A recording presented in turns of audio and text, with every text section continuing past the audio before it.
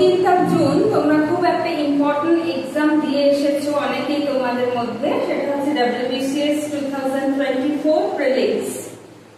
যারা পরীক্ষাটা দিয়েছো তারা দেখেছো যে এই ইয়ারে কোশ্চেন প্যাটার্ন একটু চেঞ্জ হয়েছে।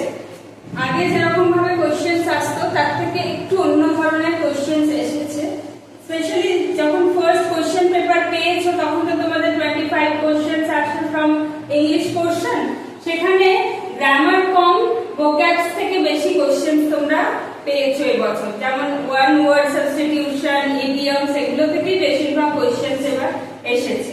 তো প্যাটার্নটা সবাই বুঝতে পেরেছে, একটু চেঞ্জ হয়েছে। শুধু ইংলিশ কেন বলবো, বাকি জেনারেল স্টাডিজ এর সাবজেক্ট গুলো তোমরা এক্সপেরিয়েন্স করেছো এই ইয়ারে যে একটু অন্যরকম। যারা আগে দিয়েছো তারা তো করেইছো, আর যারা নতুন দিয়েছো তারা বুঝতে পেরেছো যে WBCS এক্সামে ক্র্যাক করার জন্য আমাদের কতটা স্ট্র্যাটেজিক ওয়েতে প্র্যাকটিস করতে হবে। ঠিক আছে, ইম্পসিবল অবশ্যই নয়, but it needs hard work. WBCS is not something smart work, it is something hard work. তো এরকম দুটো কোশ্চেন নিয়ে আজকে আমি ডিসকাস করব। বুকলেট বি এর 24 নাম্বার কোশ্চেন যেটা ছিল সেটা ছিল দ্য গেম ইজ অ্যাফুড, এটার একটা সাবস্টিটিউশন করতে হবে। তো ওখানে কতগুলো অপশন ছিল, যার মধ্যে একটা ছিল নিউ ওয়ান অর ইনভেনশন, আর একটা ছিল কন্টিনিউয়াস। এবার এই প্রভাবটা দিয়ে তোমাদের এখানে একটা আন্ডারলাইন করে দেওয়া আছে কোশ্চেন পেপারে। প্রবলেম হচ্ছে আন্ডারলাইন ওয়ার্ডটাকে নিয়ে। এই আন্ডারলাইন ওয়ার্ডটাকে যদি কমিশন নেয় তাহলে তার আনসার হবে কন্টিনিউয়াস, তাহলে তার আনসার হবে কন্টিনিউয়াস। কিন্তু যদি আন্ডারলাইন ওয়ার্ডটা আমি উঠিয়ে দিই তাহলে কিন্তু এই ইডিয়মস এর মিনিং হচ্ছে new one or invention.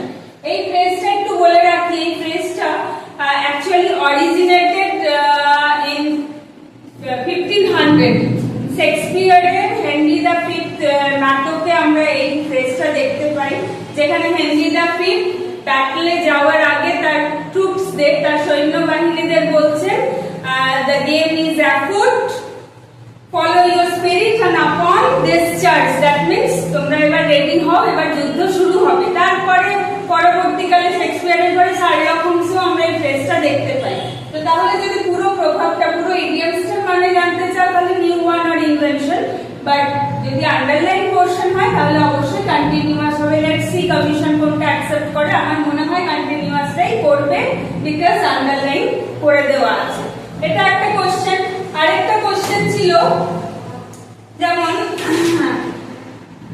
Booklet B এর 18 কোশ্চেন নাম্বার 18 এ ছিল যে হি লাভড ওয়্যারিং আউটল্যান্ডিশ ক্লোথস। আউটল্যান্ডিশ এর সিনোনিম দিতে হবে। আউটল্যান্ডিশ সিনোনিম না, মানে মানেটা, মিনিংটা দিতে হবে।